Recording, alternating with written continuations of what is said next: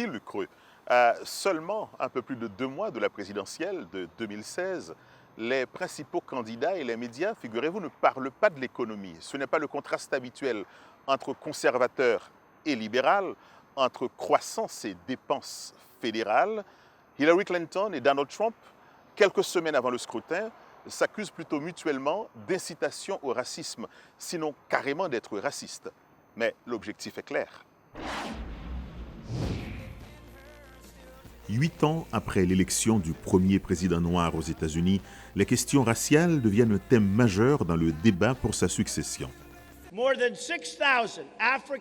Plus de 6 000 Africains-Américains sont victimes de meurtres chaque année. Trump, debout devant des auditoires en majorité blancs, a décrit des communautés noires en des termes insultants et ignorants.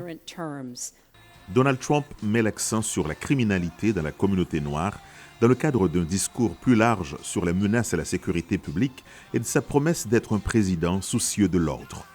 Donald Trump's America is secure. Terrorists and dangerous criminals kept out. The border secure. Our families safe. Madame Clinton présente son rival et certains de ses partisans sous un jour plus sombre. The reason a lot of Klan members like Donald Trump is because a lot of what he believes, we believe in. Trump renforce des stéréotypes néfastes et emploie un langage codé pour ses partisans les plus haineux. C'est un prélude troublant au genre de président qu'il serait. Mais pour ceux qui le soutiennent, Donald Trump ne fait que dire la vérité sur les questions qui méritent d'être posées, de l'immigration illégale à la criminalité urbaine. Si les gens veulent des rues plus sécurisées, des policiers ayant le soutien qu'il faut, alors ils devraient voter pour Donald Trump, parce que c'est son projet. Il nommera un ministre de la Justice qui sera sans équivoque quant au respect de la loi dans ce pays.